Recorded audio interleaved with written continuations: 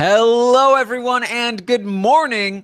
Welcome to our Big Brother 19 live feed update, the Josh live feed update here for September 19th. I'm your host, Taran Armstrong, and I'm joined by a whole host of guests here. They're all excited to talk about our good friend Josh. First, I've got Matt Ligori. How you doing, Matt? I'm good. Very happy to be here. Very sorry you guys all missed the memo of the dress code for Josh podcast. I'm the only Sounded one. a little muffled to me. Not sure what's going on there. Yes, we've also got Liana here. How you doing, Liana? I'm doing well. I didn't bring the bandana, but I'm here. Who would have thought that at the beginning of the season, I would be the most excited to talk about Josh? Yeah, it happens. And then, of course, Puya. How you doing, Puya?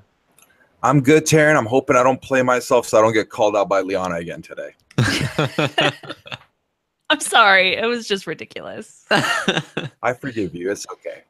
Yes, Matt. How you doing here? Is that any better? Or Much better. Oh, yeah. Sorry.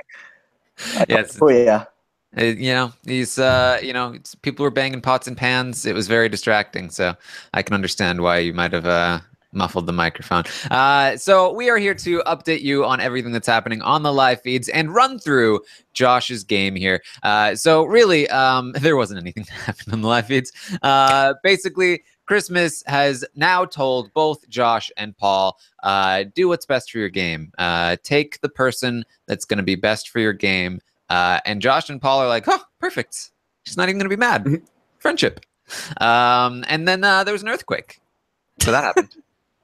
Yeah, that's Earthquake and pretty a much lot. it. It was a very small earthquake. They went outside. Right.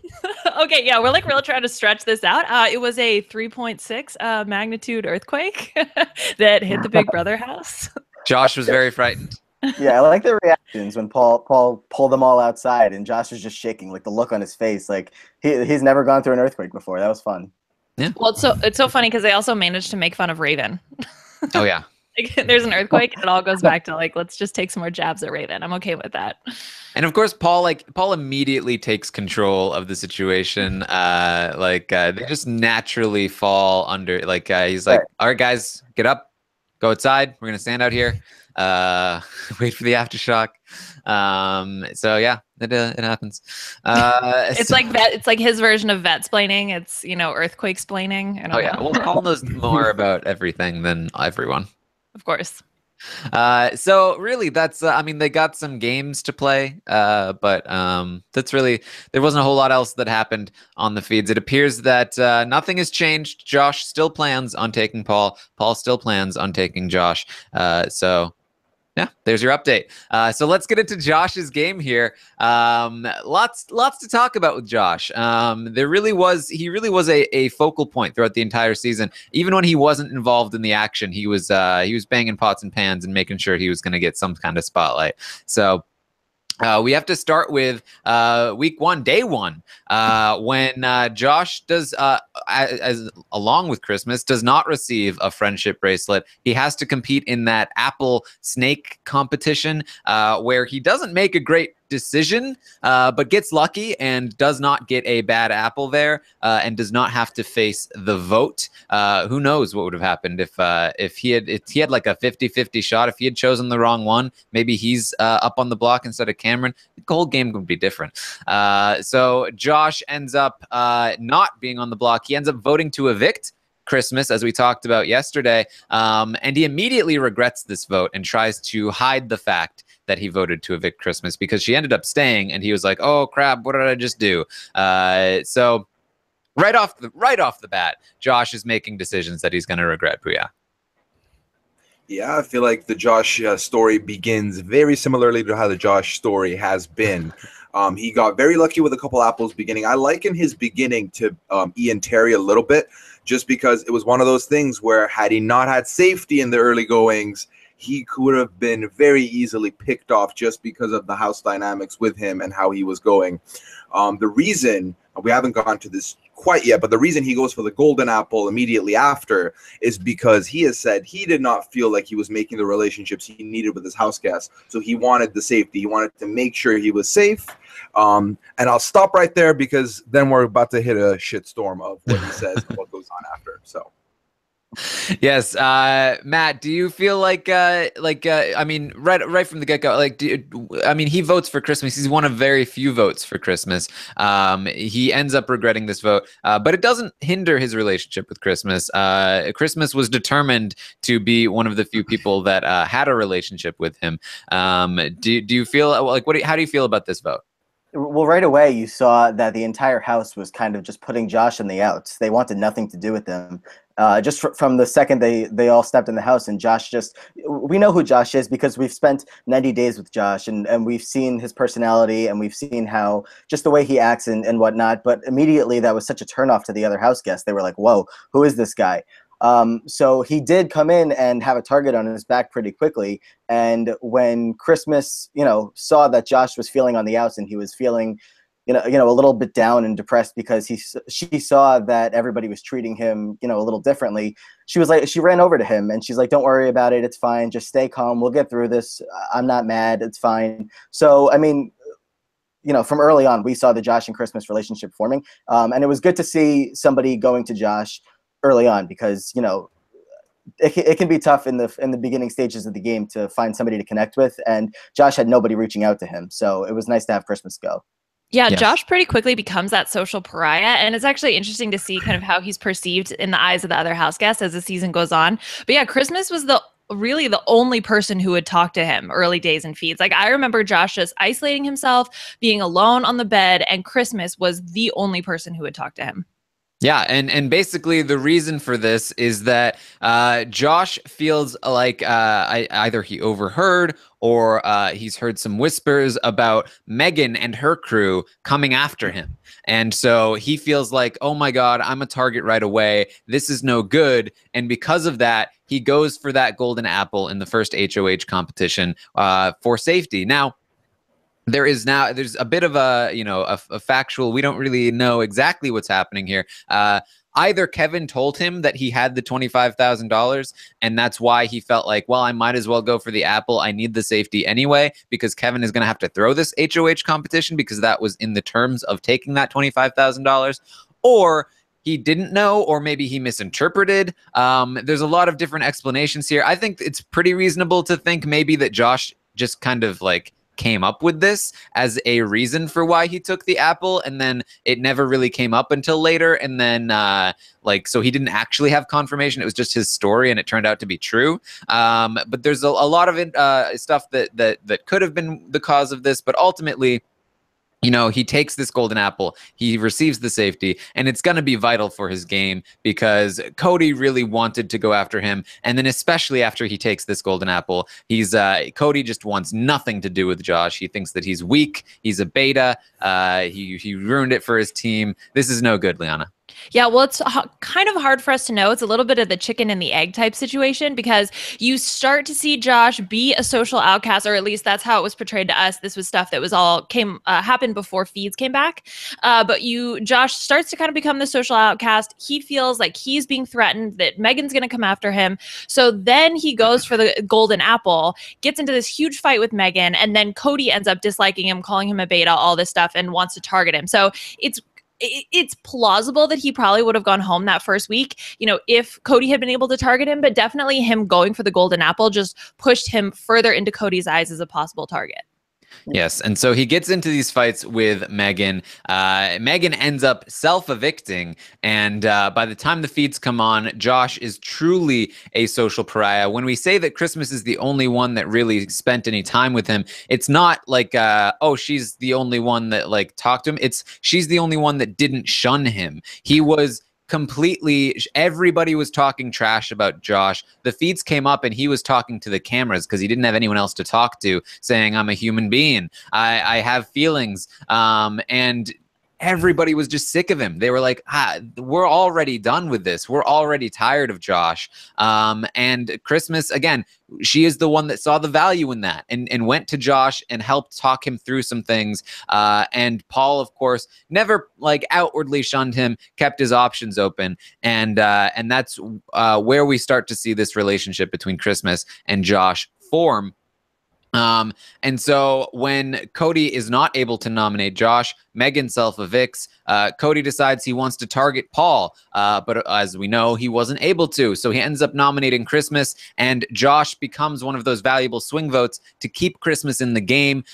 He ends up siding with Paul and Christmas, largely because of the relationship he's formed with Christmas and with Paul at that point. And that's how we move forward for this vote, at least. Puya.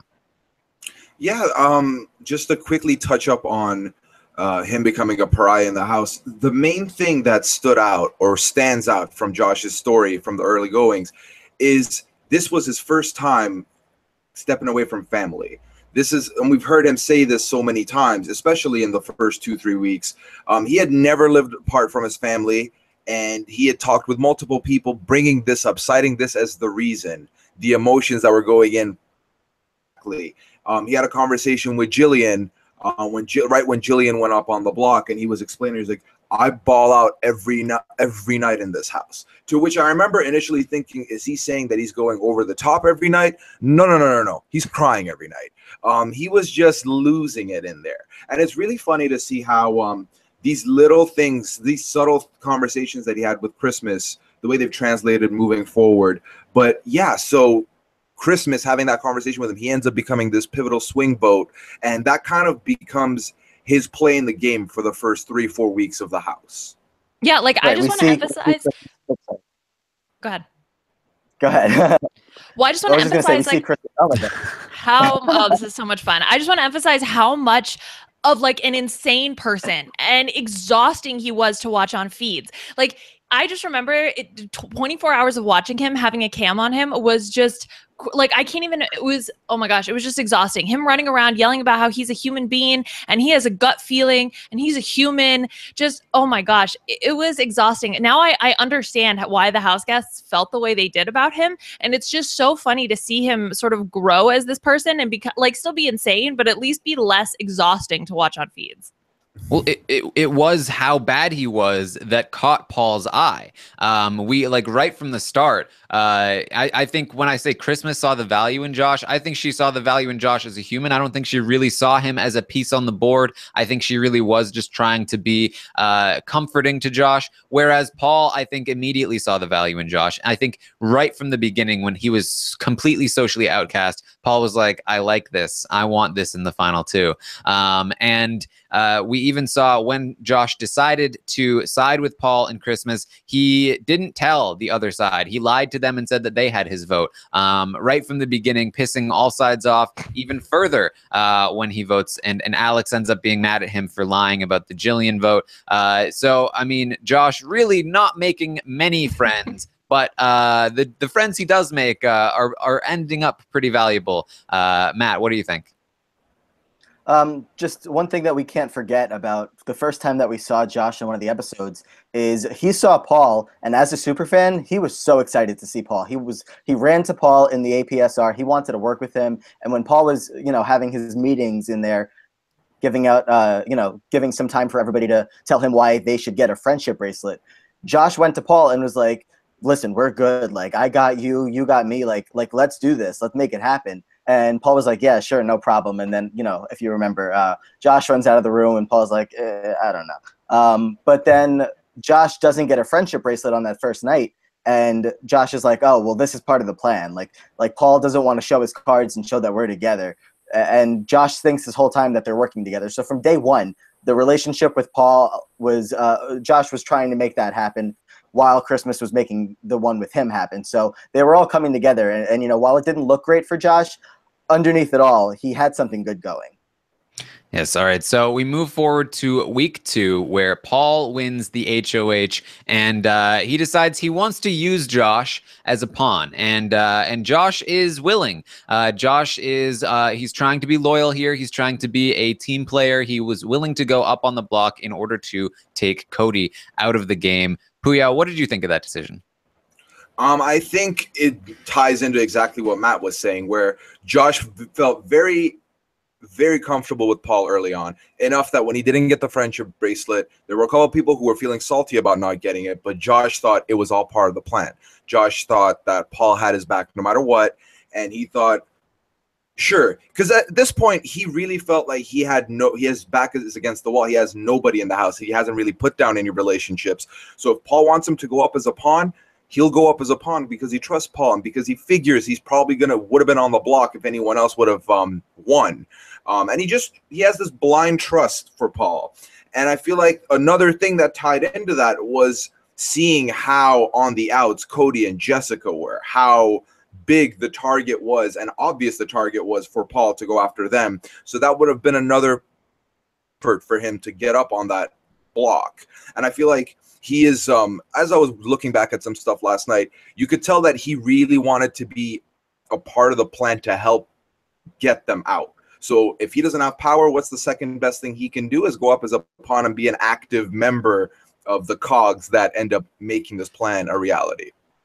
Yes, so Josh ends up on the block here. However, Paul does take him down when he wins the veto and replaces him with Cody. And this is really when the animosity between Josh and Cody starts.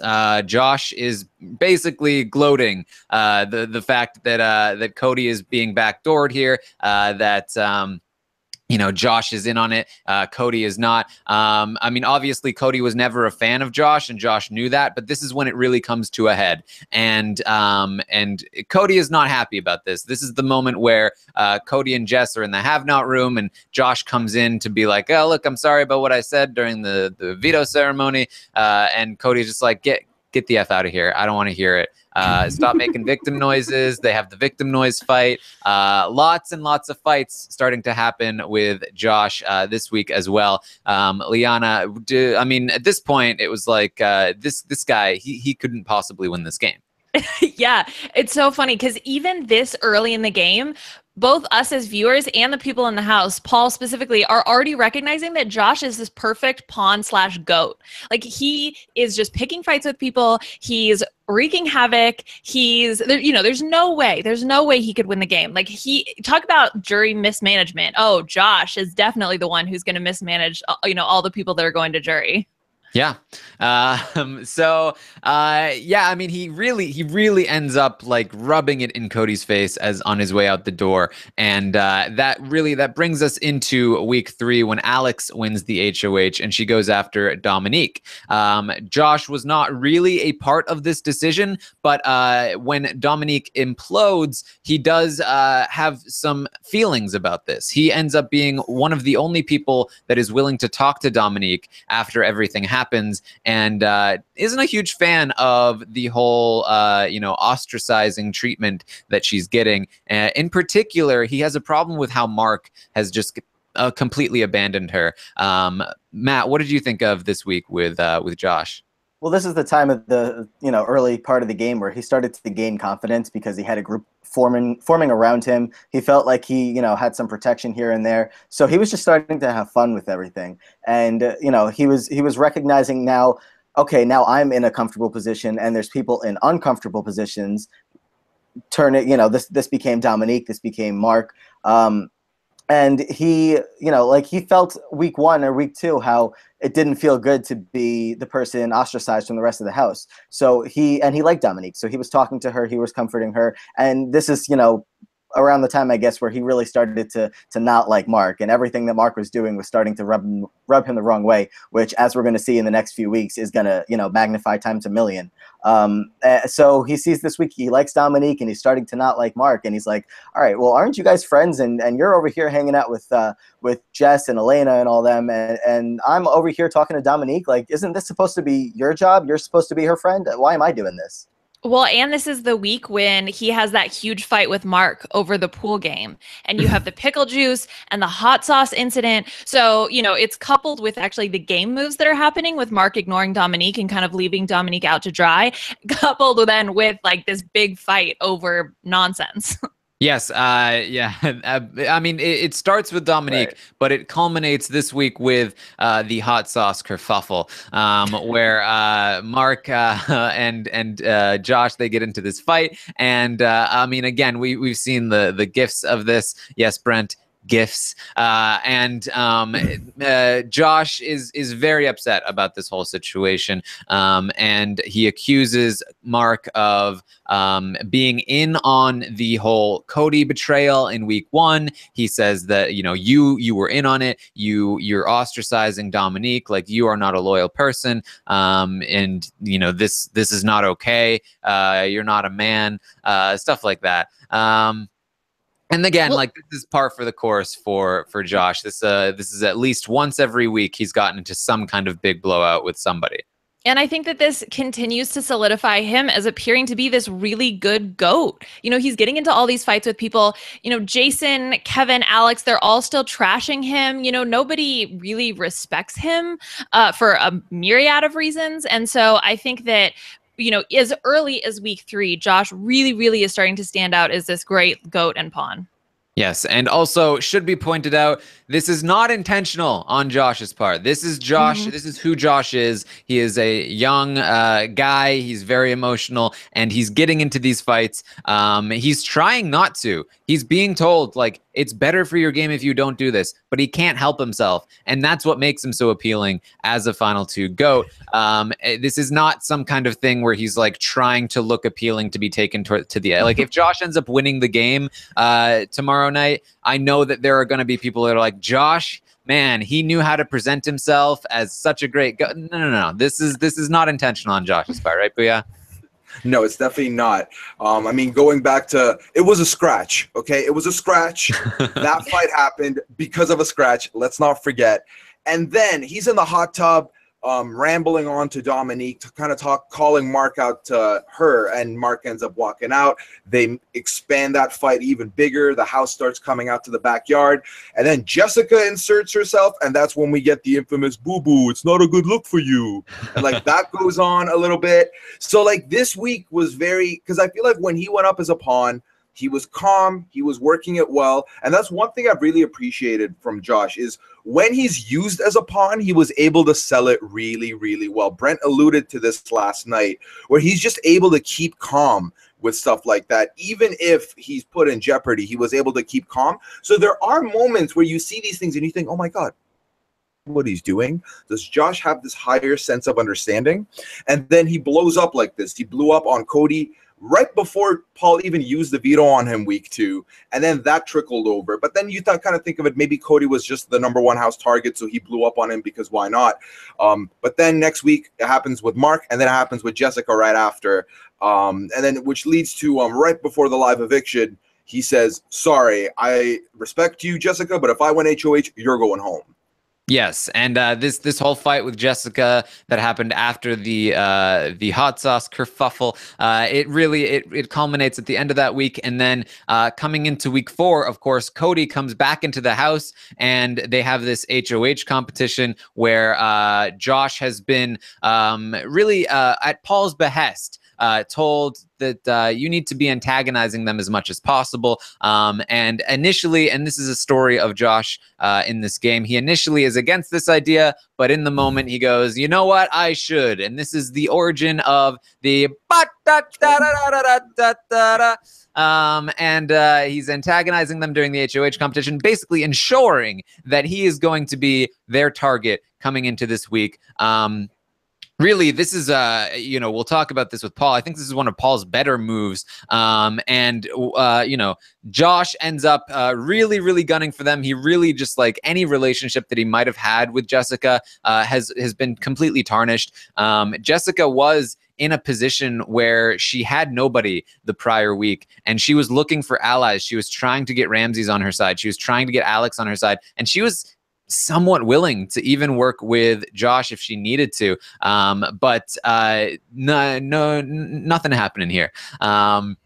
So Jessica ends up winning this HOH, and again, with Paul's influence in play, she ends up putting Josh and Ramses on the block. Again, this is very lucky for Josh, because if Paul hadn't been able to get Ramses up on the block, or maybe, again, the feeds were down then, so we don't know exactly what happened. If just Jess and Cody weren't dumb enough to put Ramses up on the block, if they had put Paul up, or Alex, or anybody else next to Josh, Josh goes home here. But because he's up next to Ramses, he is able to be saved by Paul. And there's a whole elaborate plan in the works to do this, Liana.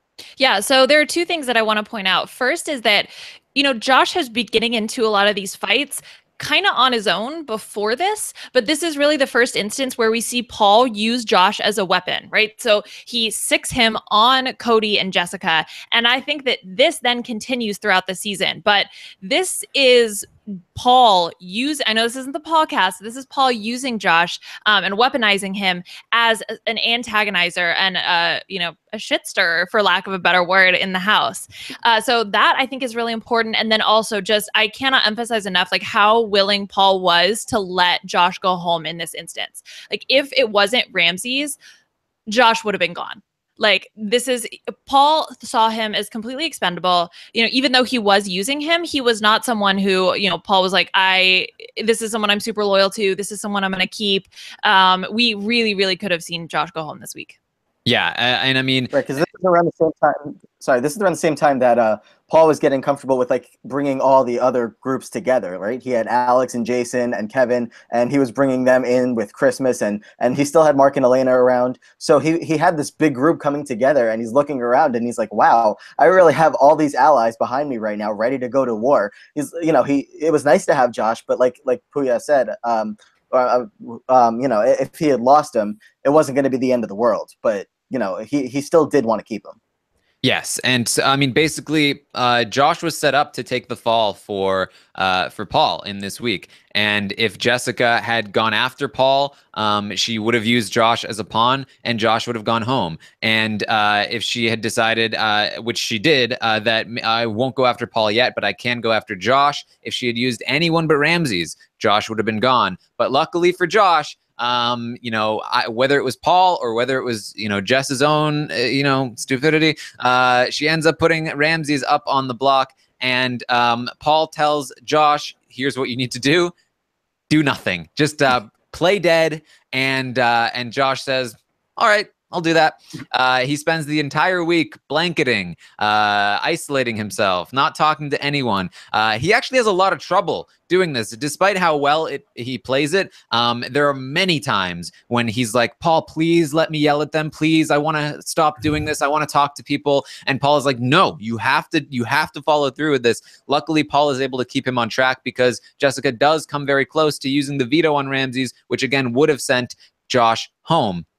But Josh is able to survive this week with the help of Paul, and again, he does end up selling it very well, to the point where Jessica is convinced that Josh is definitely going home, and that everything is going to be fine. Puya. Yeah, I mean, he blanketed. He pulled the Aubrey book. We had a conversation with us with the cameras, explaining what he was doing, and I feel like that's where Josh really started appreciating the cameras, because he wasn't allowed to talk to anybody else, but he could talk to us. So that's where that came in. And we see that him continuing to do that to present day. It was hard for him. I mean, you look at him, I feel like with Josh, you brought up a Tupperware of rage yesterday. And I feel like with Josh, he was able to keep himself content for a while, but once the floodgates open, he can't shut them down. Once his emotions come out, he can't put them back in. So Paul played an intricate role this week in making sure he doesn't snap, because my God, if he had just done it once, I think he would have done it the rest of the week. And as everyone has said on this panel, he was definitely collateral damage in that situation if anything was to go wrong. So he pretty much escaped, but we have to give him credit for being able to contain himself. Yes. So that basically by the end of this week, right before the eviction, he goes off on Mark again, banging some pots and pans. I'm gonna make your week hell. This is when Mark and Elena get pushed out of the group. They were not in on this vote, so it kind of works out for him. And heading into next week, Paul wins the HOH and goes after Jessica and Cody. And this is when Jessica has the halting hex. And again, this is when the bullying and all of the aggressiveness really comes to a head. And of course, Josh is a pretty big part of that. Jess and Cody come after Paul, and then Josh starts banging pots and pans, yelling at Cody. Mark tells him to shut up. He starts banging pots and pans at Mark. Mark goes Hulk on him and rips the pans out of his hand and threatens to beat him with them. And then like he is going to continue to antagonize Jessica and Cody and Mark throughout the rest of this week and basically throughout the rest of their time in the house. And this is again, basically, not a week has gone by where Josh hasn't gotten into some kind of major confrontation. And this was probably the majorest of all the confrontations. Yeah, I would say that this is when he really stood out. Like, oh my gosh, this is bad. Especially the interactions with him and Mark, where I really thought Mark was going to hit him with the frying pan. I mean, he just went off. I think this is also a situation where he really does start to be much more confident in his place. He's moved, he's been safe. Things that Paul has said and promised have come true. And so I think that he is, he's been antagonistic before, but this extra added confidence like really shows him just going at it. I mean, I think he's described by Paul as the real life version of an internet troll. Like he's worse than that because you can actually hear him. And I mean, he really just comes across as like, this guy has zero chance of winning this game.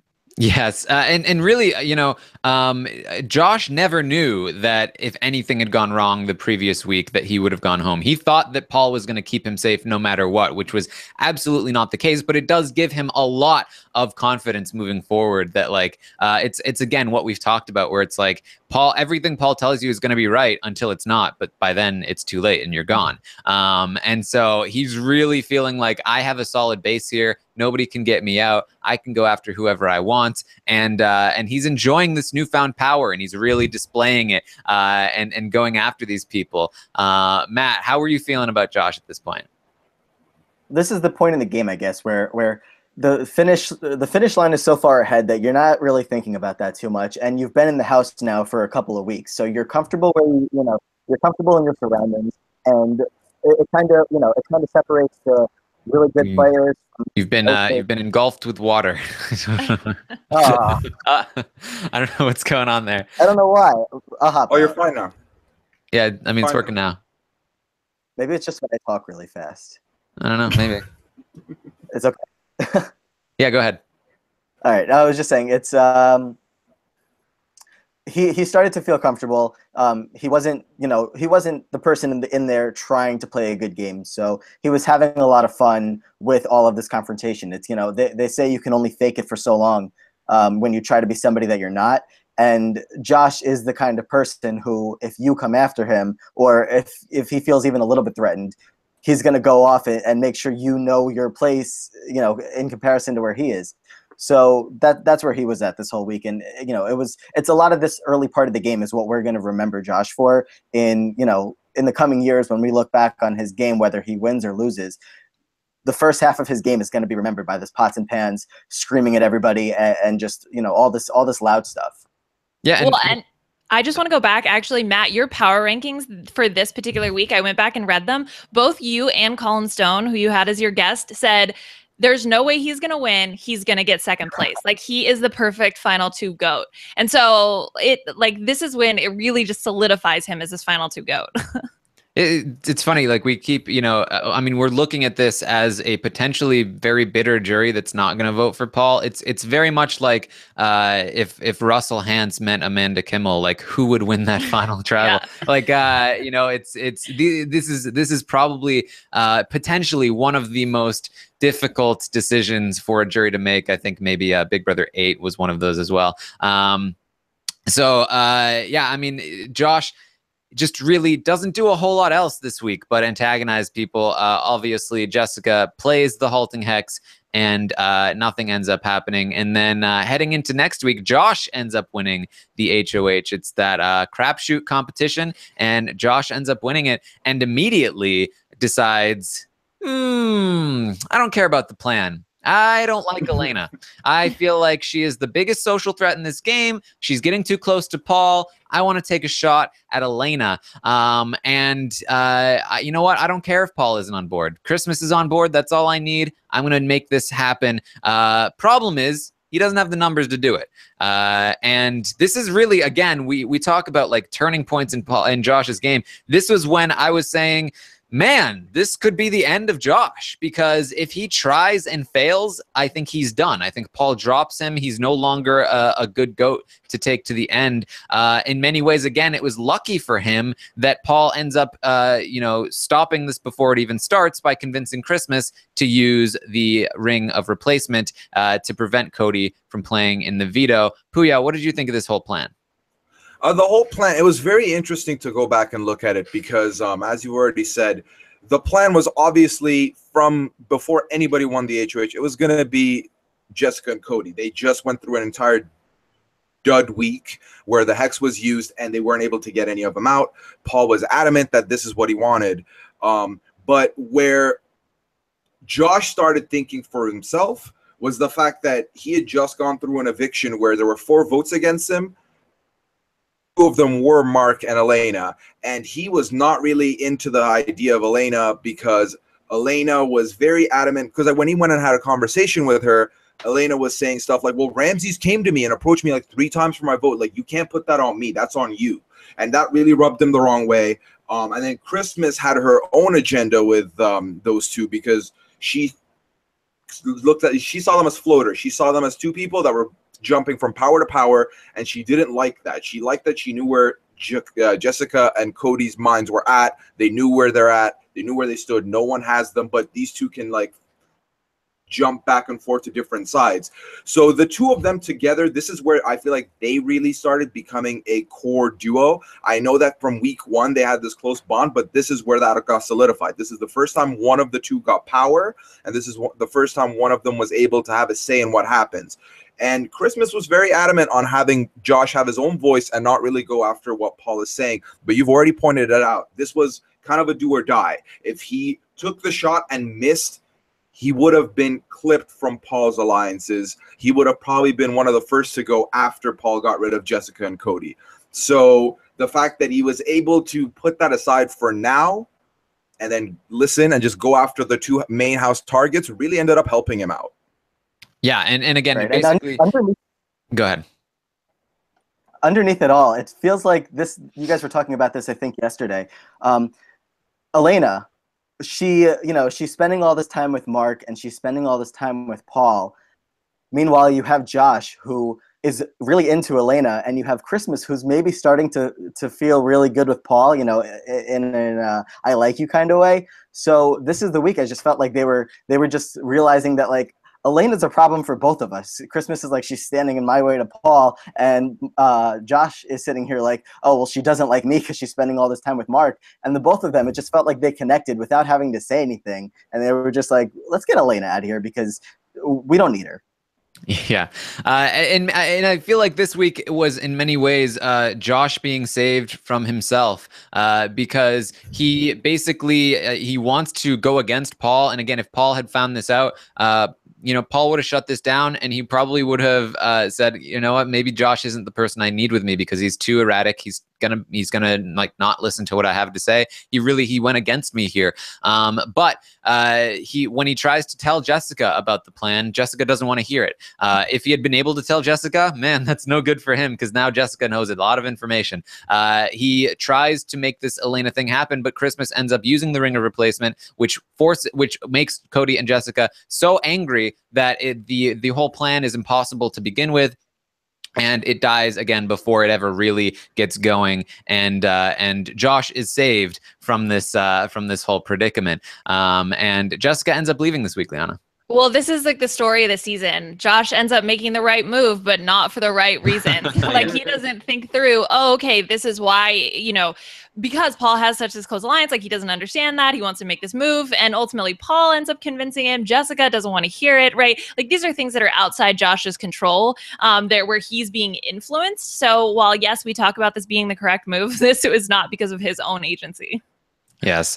So moving forward into week 7, Alex wins the HOH, and this is she goes after, she gets rid of Cody at this point. And again, Josh has some major confrontations with Cody, with Mark, with Elena. I mean, at this point, it's starting to just seem repetitive, right, Matt? Exactly. Yeah, it's the same thing over and over again, and this is why this time of the game we all felt like he couldn't win, because it was just week after week of just not getting along with the same people. And it's like, all right, we get it, you don't like them, but you would have thought that he would have gotten it all out of his system, and he didn't. Yes, particularly with Elena, like he really pisses her off, trying to claim that she said something that she didn't, taking it out of context, and just like won't listen to her, won't even let her speak in one of these confrontations. And he does, to his credit, this is when he does start to try to be like, you know what, Cody is on his way out the door, he's going to the jury house, I'm gonna have some low-key conversations with Cody where I'm like, man, isn't this whole thing crazy, right man? He ends up leaving with a slightly better relationship with Cody than he had ever had before. And this is when we're starting to think, maybe people are so used to Josh being Josh that maybe it might be overlooked once he gets to the final two. But yeah, I think this Josh's game has had 3 tiers. Week 1 was the Liana outlook of, we might not even get to see this entertaining guy on feeds. He's written off. Then week 5, the Matt outlook. This guy is poised to get 50K, nothing more. As it got further, now we're sitting here having lengthy discussions on a roundtable about whether or not he's going to have the votes to win the whole thing, and it's looking pretty darn close. So it's very interesting because Josh gets the jury. This is the start of jury, and he has this amazing DR where he's like, I didn't think I was going to make it to jury. You didn't think I was going to make it to jury, and he's here. And he's been able, I feel like this is where he really starts calming down somewhat, not completely, because Josh can never be completely calm. But this is where he kind of starts putting that lid back on that Tupperware of rage and really sitting aside and being able to kind of smooth things over with Cody. His relationship with Mark has always been this polarizing thing, starting from the scratch all the way to now, where they've had arguments, but then they talk it over and they're fine with each other and they're civil. I feel like Josh, they got used to him being this way. I feel like they chalked up a lot of it to 2 reasons. Him being away from home, which is what started all of it. And then I feel like enough people started seeing it as like, well, he's just a bit of a follower, isn't he? He's just going to do what Paul says. And it's probably like people are telling him to do this, so he's doing this to appease others. So no one really saw it as a place of complete malice. You kind of knew whenever Josh was confronting you, just take it with a grain of salt because he's just being ragey. You just got to let him get it out of his system, and you'll get an apology within the next 90 minutes anyways. Yes, and again, something that we're failing to point out because it's something that if you've been watching the feeds or the episodes. Anytime Paul or Josh goes on one of these rants, he cries afterward. He's always like he's very sad about it. And something else. This was the double eviction week, and he also antagonizes Mark and Elena on Elena's way out the door during the double eviction. That must not have been very pleasant to hear for Elena. Again, hard to imagine that Elena would be more bitter toward Paul than Josh after everything Josh did to her when we're talking about jury votes. But I guess if it's the Matt and Raven thing, maybe it's understandable. But he really, he did Elena kind of dirty here, and he never really had an apology session or left on good terms with her, Liana. Yeah, well, he does mention like when he won HOH that previous week that he's thinking about his jury votes and he's starting to think about, oh, I've wronged all these people, I've yelled at them, I've caused these fights, yet he continues to go on and do that. Like I think this is a combination of Paul using him and then also Josh just letting his emotions get in the way. He's just such an emotional guy. And so he does end up doing these apology tours later, but for Elena when she's actually leaving, like there's no time for that. And they really leave the house on bad terms. Yes. So moving forward to week 8, Christmas ends up winning that HOH. Of course, it was thrown to her. And she goes after Mark. And this is one of the more low-key weeks of the season. Mark, everyone knows Mark is the target. He takes it pretty well. Josh doesn't even get into a whole lot of confrontations. He actually takes the opportunity to be pretty cordial with Mark on his way out the door. Really not much of note for this week, Puya. No, the one thing that I want to point out is his goodbye message, because I watched the eviction last night just to remember exactly how him and Mark left things on. First of all, Julie brings up Amazing Race with the two of them, and Mark seems really into the idea, so that's always nice to hear. But then you see the two goodbye messages and the differences in the two. So Paul kind of spews his usual, buddy, it's been tough. Like, I'm sorry you kind of like picked the wrong side of the house. Put in a good word for me in jury. These are the words Paul decides to use to part ways with. And then you've got Josh sitting there saying exactly the same. You aligned yourself with the wrong people. You played in the middle. But look at the bright side. You get to go to Elena. Huh? And like Mark loves that. Mark laughs at that. I feel like he picked the right things to say to Mark in that position, because Mark was saying in his eviction that, yeah, no, I was playing the middle. I didn't play really well. He kind of was, kicking his game down a peg. So he already knew these things. But for Josh to appeal to his emotions, and Mark was also another very emotional guy in the house, I feel like not only was he more cordial with Mark, knowing Mark was going home, but also the things he put together with Mark was good enough that I feel like it goes back. Like if we want to talk about Elena for a second, if we're looking at these two as a pair, I think, and I would think Elena's the bigger voice in the two of them. I would say so, but I would also think Mark was able to at least, let's say she's 100% in hatred of Josh. Mark would have been able to smooth it down to a cool 50, in my opinion. I feel like there's enough power with Mark and how he felt leaving the game with Josh that's kind of been smoothed over at least a little bit. And I have to give Josh credit because his goodbye message came from a place of emotion.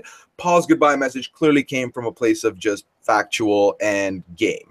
Well, I think that's what's most shocking to me is, right? Like Mark is the person who got into probably the biggest fight with Josh the entire season.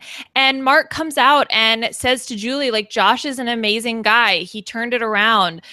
He's a nice guy. He's incredible. What? Like, why would he be saying these things about Josh? So that gives me hope that, Josh was able to repair some of these relationships and actually create good bonds with the jury members. Yeah, I think this is Josh's strongest week of the game by far, mostly because there wasn't any cause for conflict and he didn't have to do much other than work on his relationship with Mark. And as you mentioned, the goodbye message, the way that Mark left the game, Josh was really able to do a good job here. And if he does end up winning, this might be something that we can point to as like, here's something he did. And I think this is the most impressive part of Josh's game throughout the entire season. Matt, do you agree? And it's just at the end of the day, Josh, the best thing about him, whether it's intentional or not, is just that he's a likable guy. No matter what he was doing to everybody, everybody still liked him. He just had he has this quality about him that's so fun-loving, and it's just goofy little Josh, and everybody still wants to be his friend. And they're like, "Oh, Josh, like you're so cute, banging your pots and pans over there." I don't think we should go that far. I think I don't know if many people liked him in the house. I think how did Mark leave feeling good about Josh after all the stuff he went through? He's right, like, but he was the only person to do so. Like, I feel like everybody likes Josh enough that's why we're sitting here considering that Josh may still get the votes at the end of the day, because even though he went through all the stuff that he's done in the game that would lead us to otherwise believe that he wouldn't get the votes, at the end of the day, they still like him enough to say, okay, I'd still give this guy my vote. I mean, to be fair, I'm considering the fact that Josh might win strictly because of the leaks. But like my own analysis says he loses to Paul like 8-1. And the one isn't because Jason likes Josh, it's because he hates Paul. And I think that if Josh does win this jury vote, I don't think it's because people like him. I think it's because they hate Paul. And that's what the leak says, that they're willing to vote for anyone over Paul. And it would happen to be Josh that he's there. Right. I do think that Josh has a likable quality for sure. But I don't think these particular house guests enjoyed him throughout most of the season. Like I said, I think he does some good work with Mark here, but Mark is the only person leaving that house who has anything good to say about Josh in his exit interview. I think the I just pots feel like and at the pans are like more liked by the house guests at some points than Josh. I was I going don't to say think his anyone's going to leave the house. antics. Oh, So Matt, I kind of understand what you're saying. My thing is, I feel like it was his antics, like watching him distract Cody and Jessica during that endurance comp that Jessica won. They were giddy. They were loving it. When he goes after Mark, they're still loving it. They were enjoying the antics for what they were, for the rattling of it all. But then as they're going out, I feel like they somewhat resented him. They kind of resented that he made it further. A lot of them were holding this thing against him, where he was seen as this immature write-off from day one. And I feel like a lot of them saw much potential in him. But he's almost not as much as Kevin, where people were just salty that Kevin was making it further than them. Someone like Alex was feeling that way. But the fact is, when you're sitting at the end now, he was taken all the way as a GOAT. And while he was able to turn some of them around, while he was able to like be nice and talk, I feel like a lot of them still ended up seeing him as this immature guy who was just there to get rises out of people and to be sicked on people via orders by Paul or whoever the powers that be. Yeah, and there's a reason why like half the jury on their way out the door said, well, Paul is taking Josh to the end because that's the obvious choice. And it's because people didn't like Josh a whole lot and they don't respect his game. You know, and again, I do think that they enjoyed his antics because it was very beneficial to them. Like Josh is our little pit bull and we love that about him. But when he gets sicked on you, you're not happy about it. Yeah, I wouldn't say that he is necessarily like, I think Christmas was more likable in the house than he was. I think Christmas has better relationships. And that's why, again, we also think that Christmas probably beats Josh in the final two. But so moving forward, we end up with week 9 where Jason wins the HOH and decides to go after Matt. And at this point, Paul is all in on his final 3 with Josh and Christmas, but there's not a whole lot this week that Josh has to contribute, Lana. Yeah, well, it's funny because Paul is talking about this, right? Paul's like, well, I want Josh, Christmas, and Maven, and maybe we'll cut Matt for Kevin. So this is Paul coming up with this plan, wanting to keep these people in place. I will say that Josh, this is the first week where Josh does start to express concerns about Paul being in the game. So he's starting to think of it, but really, I mean, nothing comes from it. It's like a few stray comments here and there. Yes. Again, there's not a whole lot for Josh to do, and as you mentioned, Liana, this isn't really something that Josh had a hand in, like convincing Paul.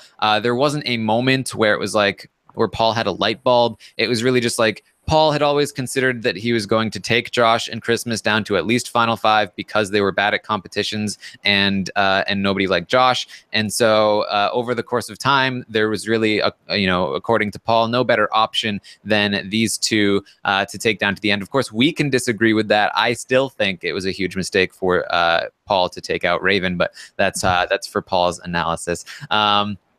So yes, Josh, there are, as Liana mentioned, there are a couple of comments here or there where it's like he's starting to like maybe think about the end game, but not too much, Matt. No, he was in a comfortable spot for these few weeks. It felt like, there was all these pairs, and while we were saying that Paul was set up in a great spot because he had, 3 different pairs around him and they all wanted to work with him, it felt like Josh and Christmas were in the same middle spot as well, because Matt and Raven weren't looking to work with Jason and Alex weren't looking to work with Matt and Raven. So Josh and Christmas were in a good spot here, and it just felt like you know, all of the people he didn't like were out of the house. He had nobody to scream at anymore. So he was laying low, enjoying the company of all these people that, you know, in one way or another, they had all worked together. They accomplished their goal. They got to the final, whatever it was, and they were happy about that. So now he starts, you know, his brain starts working a little bit faster and a little bit, you know, smarter. And I think he realized the good position he was in, and he just kind of coasted a little bit. Yes. Well, I think a good position is to make it further. But I remember, like Matt said that week, I'm never going to win except against Josh. So he's, you know, they're still thinking like, this is a guy who's never going to win. Like, yeah, he may make it deep, but he's never going to win. Yes. So moving forward to week 10, Christmas wins the HOH. Again, it was, of course, thrown to her. And she is now targeting Jason. And this is the week when the anti-Paul sentiment reaches one of its peaks with Josh. He doesn't like Paul's plan to win the veto and use it on Alex. He feels like Paul is he's putting all of the blood on his hands, and that that this is no good. That Paul is going to betray them for Alex, and that Paul is going to take Raven out because Raven is on their side. Like that you know, Josh and Christmas have control over Raven, and that Paul is going to want to take Alex down to the end. And certainly the fan base was very excited to hear all of this, but Josh's read on it was completely backwards, and he wasn't able to make any kind of headway with Christmas. And ultimately, we see in the double eviction, if he had, in fact, gotten his way, he may have been in deep trouble, because Alex wins that double eviction HOH, and Paul is, because of the whole plan, able to keep Josh and Christmas safe. Puya, what did you think of Josh's play during this week? I think Josh's play, I feel like Josh's middle name is ass backwards, because that's how he ends up in a lot of the situations he's ended up to make it this far. So this is exactly where Josh starts hitting peak worried, peak concerned about Paul, and realizes Paul isn't about the team, Paul is about Paul. And he tells this stuff to Christmas, and I feel like what I'm referring to is the fact that Christmas ends up being his gatekeeper. Christmas knows exactly how he's feeling, does not ever end up telling Paul exactly what's happened, kind of alludes to it, hints at it, says, you know, I'm worried. I feel like Josh is losing it a little bit. He's tripping, is what she's been saying. So Josh was just able to keep cool and not go through with any of this stuff. And I feel like we discussed this at length that week, where it was kind of like, well, there's nothing really he can do right now, like outside of keeping Jason. But then what good is that for him? Because then Paul is able to just keep those two as well. And like, Paul is going to be fine in that situation. I feel like because he followed through with the plan, he was able to get through the next phase of the game without a hitch, no problem. I mean, we loved hearing it. We loved hearing it that at least somebody in this goddamn house has it in the back of their mind that maybe I should go after Paul if I get the shot. So that was nice to see. It was nice to see that Josh can think. It was nice to see that Josh can analyze the situation. I love that he was able to read all these things, see that, you know, Paul wanted to keep himself safe and it wasn't really putting him in a good light.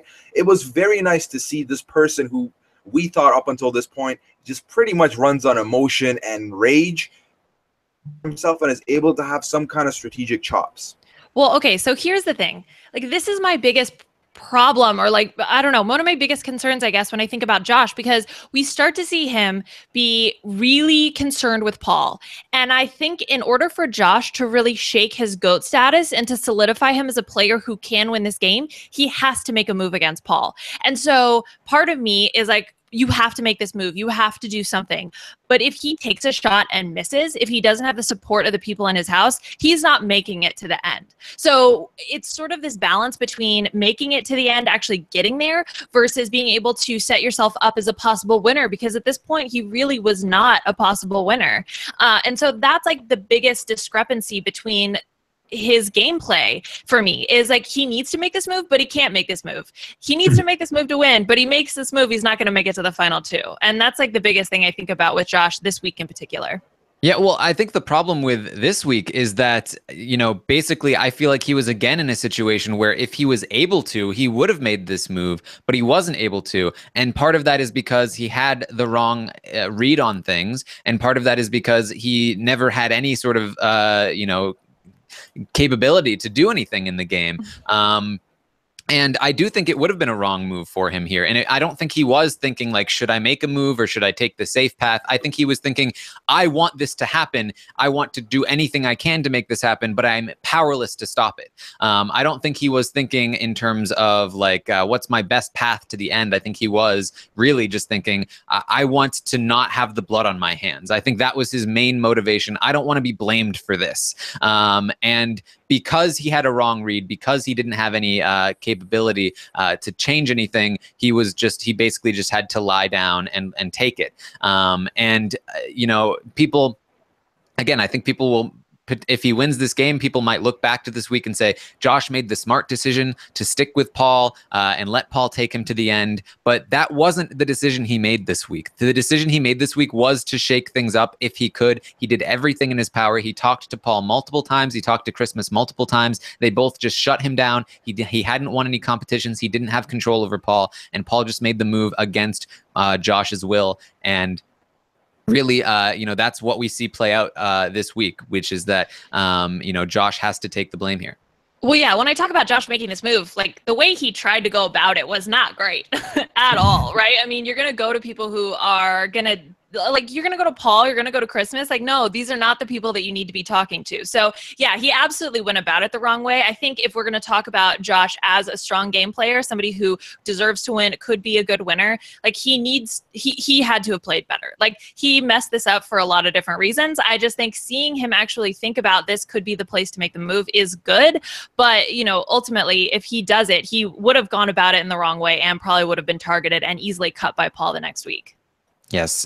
So then we head into this double eviction. Again, Paul's plan ends up working. Paul is able to protect Josh and Christmas from Alex's HOH reign. And this is, again, we see Josh finally getting his rebellious angle out here. And he casts a vote to evict Kevin over Raven against the wishes of Paul and Christmas. And this is to be like, look, it wasn't my fault. The blood is not on my hands. I did what Alex told me to do. That's going to please Alex. It's going to please Raven because I didn't vote to evict her. I don't have to feel bad about that.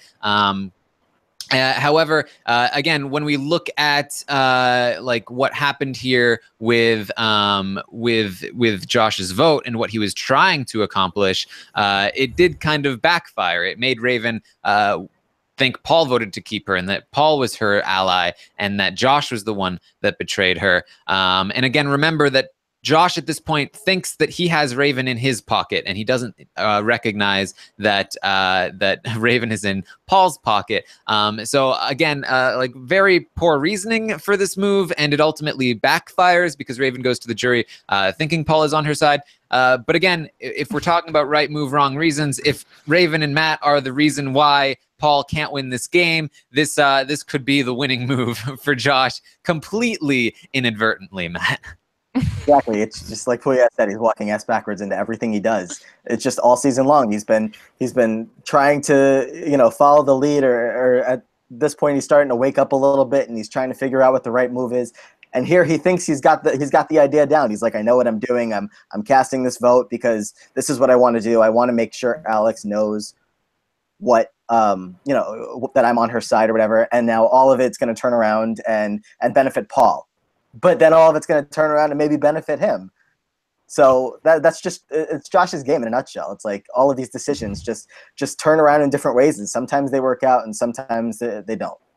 Yes, but this is also the week where he starts these goodbye messages, and this is I think, again, when we look at Josh's game, I think that week 8, when he's able to maintain a somewhat halfway decent relationship with Mark, that's his best move of the game, and this is probably the second best move of the game, and probably the only 2 moves of the game that I would consider good, where he leaves a goodbye message for Jason saying, this was Paul's plan. Paul is behind this, and this is good because Paul is an idiot and tries to lie about it in his goodbye message. And he gets some help from production in terms of the way that they edited it together. Makes Paul look even more like an idiot. And so This, again, if Paul ends up losing to a bitter jury that doesn't have to do with Matt and Raven, this could be the reason why these goodbye messages, where Paul is making a huge mistake, Josh is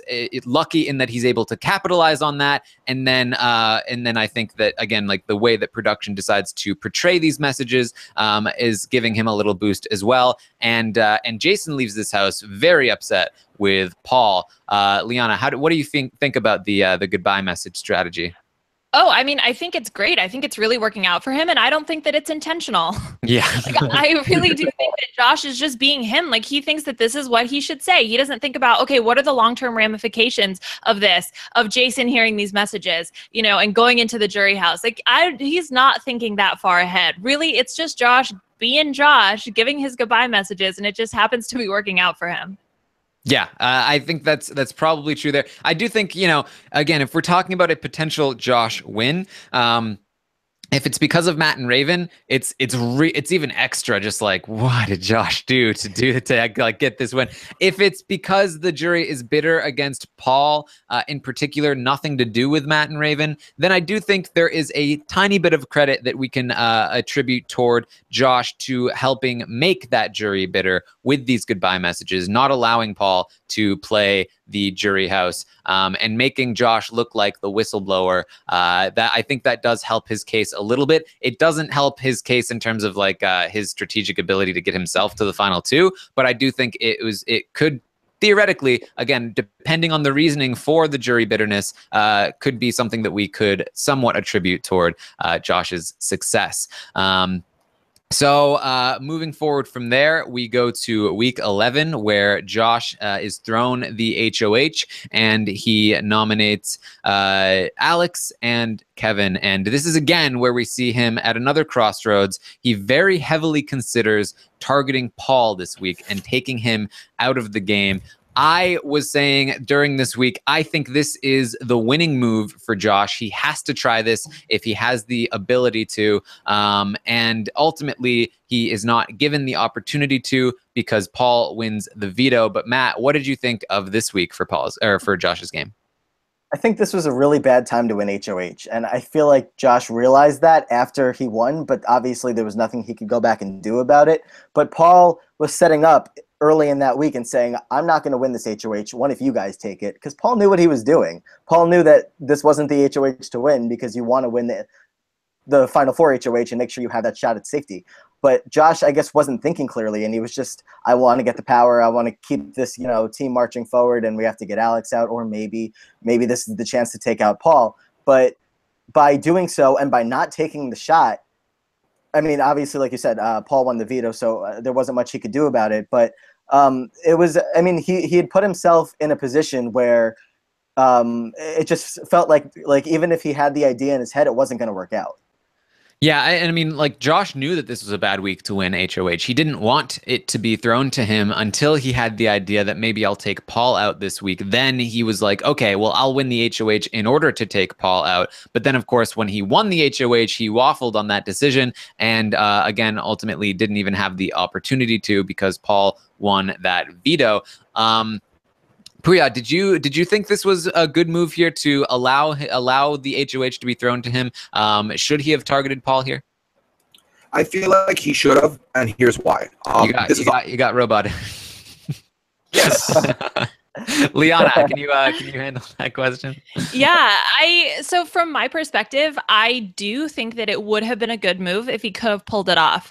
But let's say Alex had won veto that week. I still cannot see a way that Josh could have pulled that move off. I mean, I don't think that Christmas would have gone against Paul.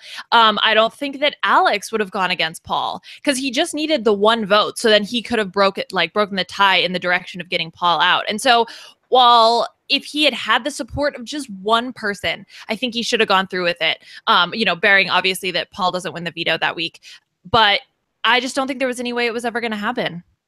Yes, and I also forgot to bring up during the double eviction, Josh wins the veto during Alex's HOH reign, and decides not to use it. I brought this up after the double eviction, where I said that I do think that this was Josh's opportunity. I think that throughout the entire game, this was Josh's biggest and most like the best opportunity he had to make a move. If he had gone to Alex, revealed that Paul was behind the Jason eviction, and that he's been lying to her this whole time. He set the whole thing up, and that, look, I'm going to take Raven down. Let's put up, or I'm going to take Kevin down. Let's put up Josh or Paul, and then we'll try to win Kevin onto our side as well, and then take Paul out of the game.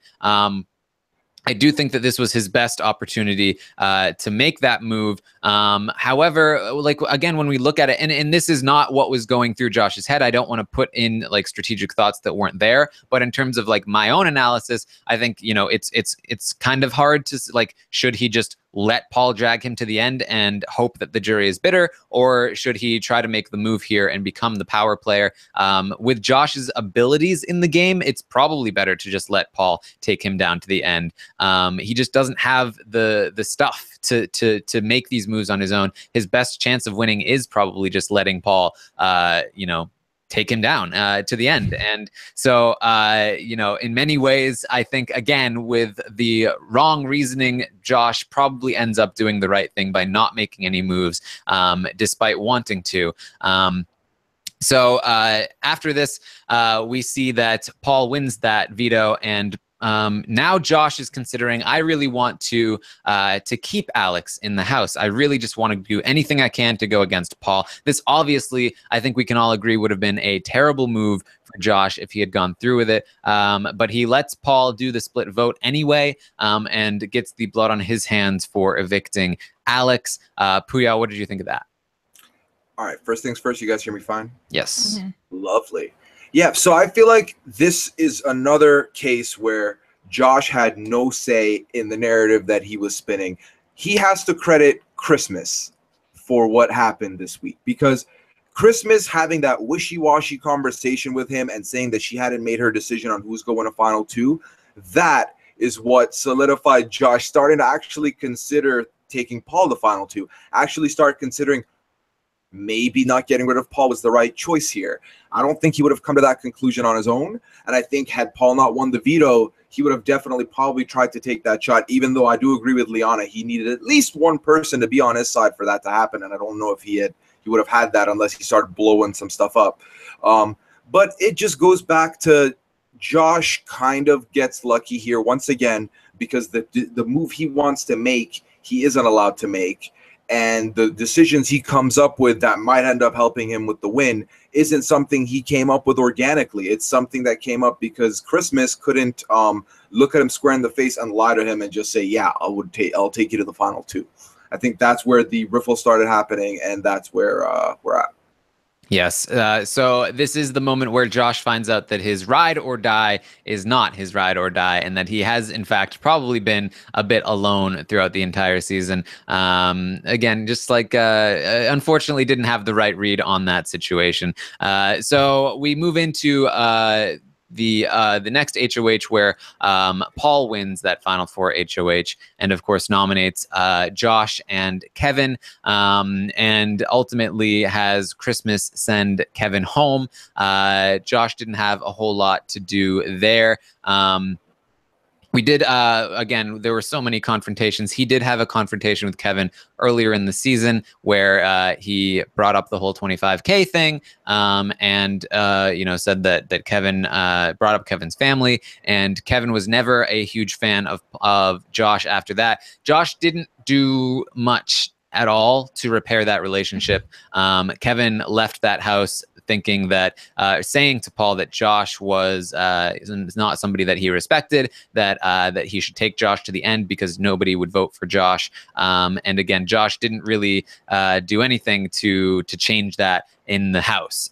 So I do believe if Kevin, for whatever reason, ended up voting for Josh over Paul, I'd have to imagine that it's entirely based on the Matt and Raven thing. It's hard to imagine anything else swaying Kevin, Liana. Yeah, no, absolutely.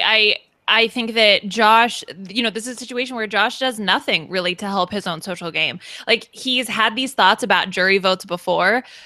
Okay, well, you actually have to do something about that, right? Because there are a couple ways that you can argue your game in the end, right? One is, oh, I made all these great, I made these moves. I mean, that's what Paul's speech is awful, but whatever, that's beside the point. You can make these moves. You can get out Paul. You can say, look, I made this power move.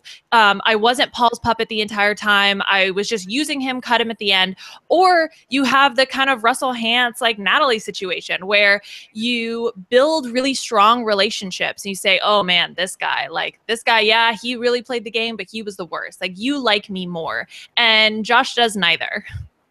Yeah. It felt like Kevin, like he was trying a little bit with Kevin in the last weekend. I don't know if it was intentional or not, but when Kevin was going out the door with with Alex a little bit, it just he kept telling them that I love you guys. This kills me. This crushes my heart. Like I really liked you guys. And I mean, he did this way more with Alex, but he was trying to have a conversation with Kevin once or twice in Kevin's final days. But every time that he was done talking to Kevin, Kevin would go to Paul and he would tell Paul, yeah, Josh was just talking to me. Get out of here. Like, I didn't want anything to do with it. Like, nothing was working because I guess just all of the damage that Josh had done earlier in the season. I mean, that Josh and Kevin fight was intense. In case anybody forgot about it, that's when Josh is going and saying, swear in your kids, Kevin, swear in your kids that you didn't say this. Kevin's, they're separated by that island in the kitchen, and Kevin feeds cut because Kevin picked something up, and it's just the story of Josh. Everybody keeps getting so riled up with him.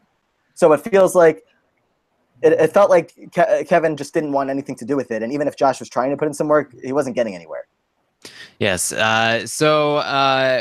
does attempt to again leave a goodbye message that says, "Look, I've had a final 3 with Christmas and Paul this whole time," but it doesn't seem to have affected Kevin all that much. Again, we haven't seen much of Kevin after his exit interview, so it's hard to tell exactly how he feels. But for the most part, this seems to have fallen on deaf ears. Like, Kevin doesn't care much because he's never really cared much for Josh.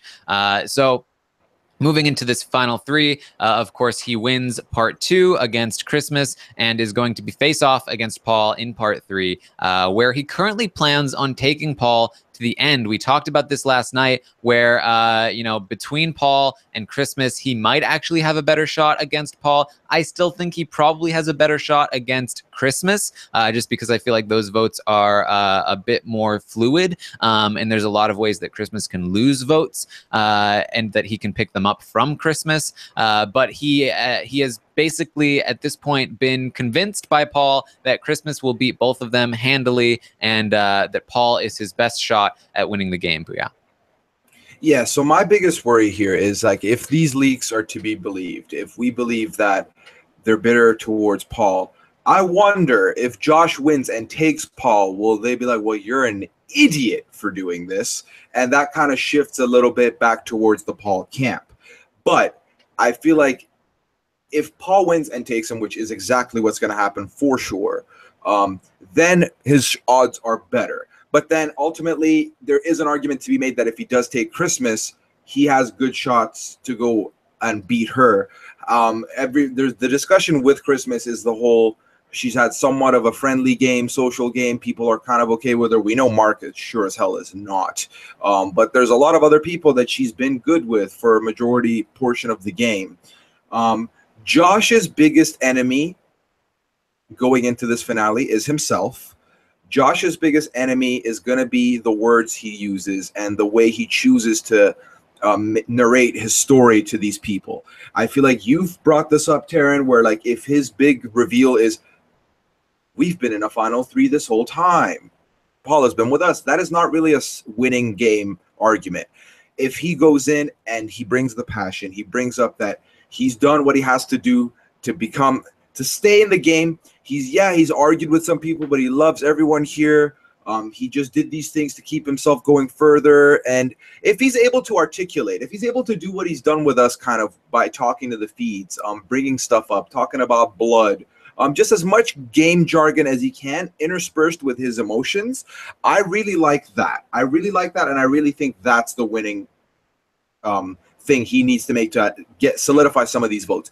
If he tries to sell this old final three this was all our plan, and then he kind of just tries to like yada yada the rest of it, I don't like his odds. I still think the leak is looming large, and I still think that the anti-Paul camp is still looming large in his favor as well.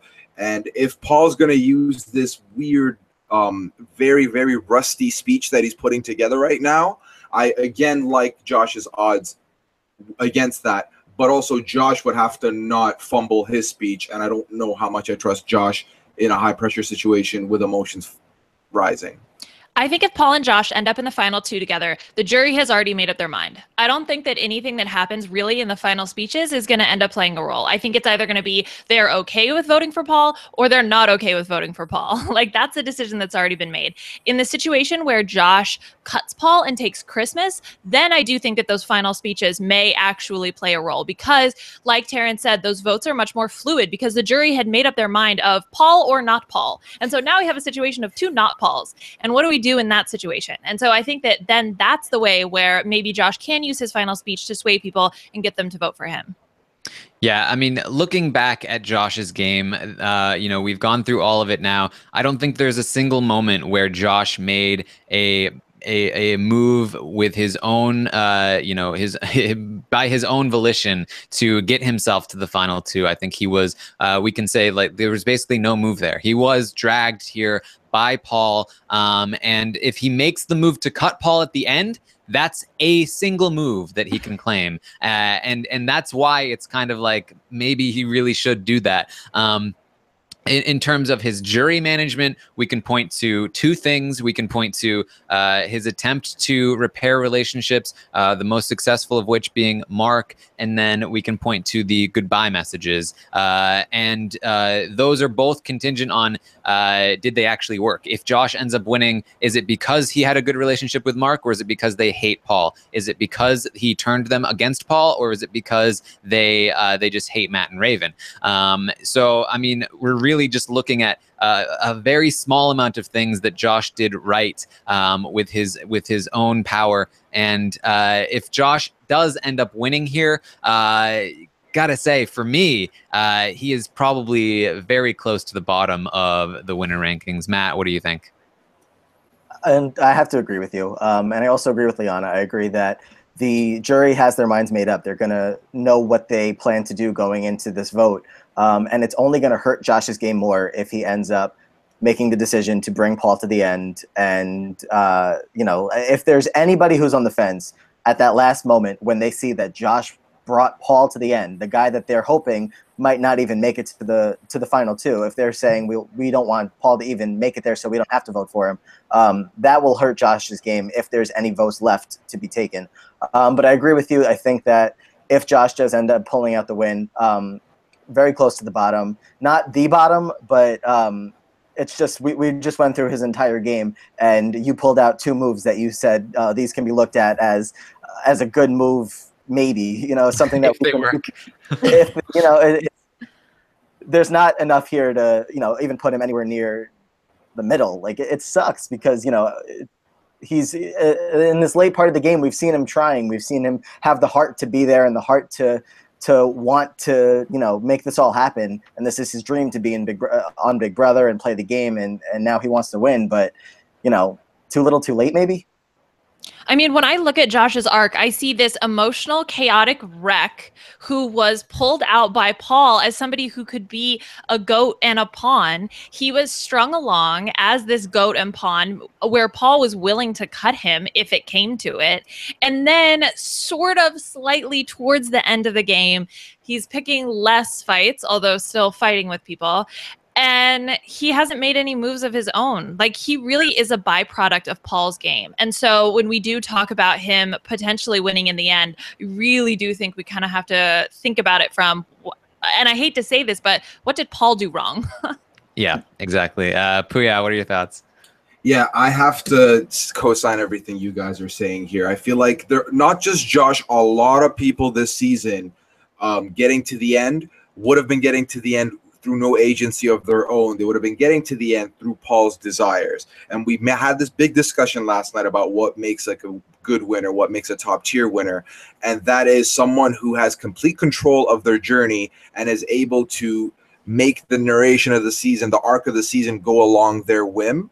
And Josh does not fit that description at all. I think I'm going to look back fondly on some of the antics of Josh, and, you know, I'll never look at pots and pans the same way ever again. But there's not really been any decision that Josh has made that has led him to this point, except for blindly accepting Paul as his Lord and Savior week 1 and just kind of being lucky that Paul was willing to give him that and keep him and have him in his top 3 choice. And that is where he got lucky, where people like Alex didn't, where people like Jason didn't, because a lot of them thought that they were chosen by Paul to go to the final 3. He's just lucky that Paul genuinely meant him and not the others. Yeah, exactly. And, you know, Annie in the chat does say, being dragged, bleeding to the end of the game and winning is still a strategy. But I think that's kind of what we're pointing out here, that Josh never actively pursued that as a strategy. Josh thought that he was playing the game. He never once vocalized like, yes, I'm going to let Paul just drag me to the end. The jury will be bitter against him, and then I'm going to win. That wasn't his strategy. He really was just, as we went week by week, he was just playing week by week, letting things happen, listening to what Paul was telling him to do. And as Puya, you very correctly point out, even just being Paul's minion, like, we talk about how Steve convinced Vanessa that he was a loyal soldier and that he would take her down to the end. Steve was one of the few people that was able to do that with Vanessa. He was one of the few people that was one of Vanessa's minions, even though he actually wasn't. Josh was one of very many people in the house that would have done Paul's bidding. You know, basically everyone at one point in the house, apart from, I mean, but even including somewhat Cody and Jessica, because they did put Ramses up on the block, were following along with Paul's agenda. And you're right. It really was just the fact that he was the worst of all of them that Paul decided to choose him to take down to the end. So if he ends up winning because of Paul's other mistakes with the jury, it's really hard to give him credit for actively playing that strategy. And certainly we can't take away the fact that he will win the game if he does. You know, like a win is a win, and $500,000 in the bank is $500,000 in the bank. But when we're talking about active strategy and we're talking about like, is this replicable? You know, it's really not, you know, and I do think that, you know, when we look at it, it's you know, he is probably one of the this is probably one of the worst ways to have gotten to the end and won. And I think that's what we have to conclude. The coveted pots and pans strategy really isn't doing it for you. Yeah, he's a hot mess. It's a disaster. Yes, and Annie does say, I do agree, the thought that Josh winning is more how Paul lost than how Josh won, and yeah, I do think that that is the story here. If that happens, might not. So unless you guys have any final thoughts on Josh, I think we've got this wrapped up. All right.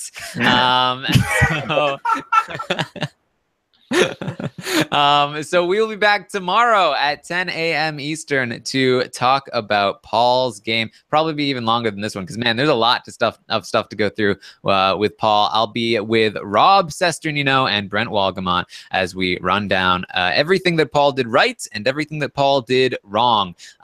So make sure you check that out. And of course, if there are any updates on the feeds, we will also be letting you in on those. And of course, tomorrow night we will be I will be hosting the finale coverage for Rob Has a Podcast, and Rob will be in the backyard interviewing the house guests. So make sure you send questions in for him. Of course, I just dropped the newest episode of The Taran Show. I spoke with Lita Brillman, my American Ninja Warrior co-host. You've seen her on plenty of these morning updates. It was a bit of an emotional one, I've got to say. There was a lot of deep stuff there, you know, so make sure you check that out. Very, you know, some powerful stuff there, I think. So if you're interested at all, check out The Taran Show. And yeah, I mean, we're running out of content here. Big Brother's almost at its end. How can people find you guys on Twitter? Puya, let's start with you. At Puyaism. Matt. At Matt Liguori. And Liana. I'm at Liana Boris. Also, the email address to send in your questions is bbfinale@robhasawebsite.com. We're taking questions for everybody, but pre-jury people, we have less questions for. So just FYI. Yes. All right. So, of course, I will be recording with Lita again for American Ninja Warrior today. So we will be talking about the season finale. Make sure you check that out. It should be up by tomorrow. So you got that to check out too. And we've also we've got something in the works with American Ninja Warrior here. There's another podcast that does American Ninja Warrior. There's plenty of other stuff in the fandom of American Ninja Warrior. And so we've been talking to some people. We're going to try and set something special up for the postseason. So keep on the lookout for that as well. But thank you to you guys, Liana, Matt, Puya. You guys have been so excellent with all of the morning updates. I've been so lucky to have you guys. So sweet. I will say I'm a little excited to have my Saturday mornings back. Not gonna lie, like I loved it, but yeah, I'm excited to sleep in those days. You mean we're not debunking myths on Saturday every Saturday? Right. Oh right, no, sorry, I forgot. Never mind. Who needs sleep? All right. Well, thank you guys for joining me for these morning updates. Thank you guys to the audience for joining me as well for all these morning updates and listening and watching and commenting and chatting and all of it. It's been so much fun. So thank you everyone for joining us. We will see you next time. That